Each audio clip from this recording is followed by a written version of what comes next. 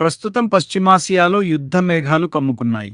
ముఖ్యంగా హర్మూజ్ జలసంధి strait of Hormuz దగ్గర ఉద్రిక్తలు పరాకాష్ఠకు చేరుకున్నాయి. తాజాగా ఈ విషయంలో అమెరికా అధ్యక్షుడు డొనాల్డ్ ట్రంప్ చేసిన విజ్ఞప్తిపై ఇరాన్ ఘాటుగా స్పందించింది. అమెరికాను, చైనా ముందు మోకరిల్లేలా చేశామంటూ ఇరాన్ చేసిన వ్యాఖ్యలు ఇప్పుడు ప్రపంచవ్యాప్తంగా చర్చనీయాంశమయ్యాయి.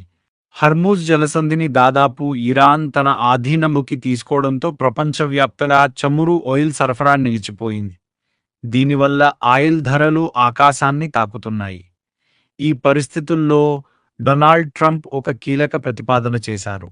చైనా, జపాన్, దక్షిణ కొరియా వంటి దేశాలు తమ సొంత ఆయిల్ ట్యాంకర్ల రక్షణ కోసం తమ యుద్ధ నౌకలను హర్మూజ్ జలసంధికి పంపాలని కోరారు. అంటే అమెరికా ఒక్కటే కాకుండా మిగతా దేశాలు కూడా తమ రక్షణ బాధ్యత తీసుకోవాలని ఆయన ఆకాంక్షించారు. ట్రంప్ చేసిన ఈ వ్యాఖ్యలపై ఇరాన్ విదేశాంగ శాఖ తీవ్రంగా స్పందించింది. ప్రపంచంలోనే అత్యంత శక్తివంతమైన ఆర్మీ మాది అని చెప్పుకునే అమెరికా ఇప్పుడు తన ఆయిల్ ట్యాంకర్ల రక్షణ కోసం ఇతర దేశాలను యాచిస్తోంది అని ఎద్దేవా చేసింది. చివరకు తన చిరకాల శత్రువైన చైనాను కూడా బతిమిలాడుకునే స్థాయికి ట్రంప్ దిగజారిపోయారని ఇరాన్ విమర్శించింది. పశ్చిమాసియాలో అమెరికా తన పట్టు కోల్పోతోందని, అందుకే మిత్రదేశాల చుట్టూ ప్రదక్షిణలు చేస్తోందని ఇరాన్ మీడియా వ్యాఖ్యానించింది.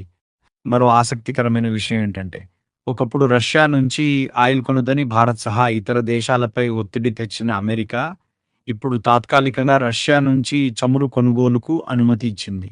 దీనిపై ఇరాన్ విదేశాంగ మంత్రి సయ్యద్ అబ్బాస్ అరాక్చి స్పందిస్తూ అమెరికా ఇప్పుడు కాళ్ల బేరానికి వచ్చింది అని విమర్శించారు. అలాగే హర్మూజ్ తమ అధీనంలోనే ఉంటుందని, అమెరికా మరియు ఇజ్రాయెల్ నౌకలను అడ్డుకుంటామని, కానీ మిత్ర దేశాల నౌకలను అనుమతిస్తామని ఇరాన్ స్పష్టం చేసింది. మరోవైపు పరాయి దేశాల యుద్ధ నౌకలు ఈ ప్రాంతంలోకి వస్తే పరిస్థితి మరింత ఆందోళనకరంగా మారుతుందని నిపుణులు హెచ్చరిస్తున్నారు. ఇరాన్ ప్రతిఘటన రోజురోజుకు పెరుగుతుండటంతో ఈ సముద్ర మార్గంలో ప్రశాంతత ఎప్పుడు నెలకొంటుందో చెప్పడం కష్టంగా మారింది.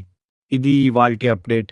ఈ వీడియో మీకు నచ్చితే లైక్ చేయండి, షేర్ చేయండి మరియు మరిన్ని అంతర్జాతీయ వార్తల కోసం మా ఛానల్ని సబ్స్క్రైబ్ చేసుకోండి.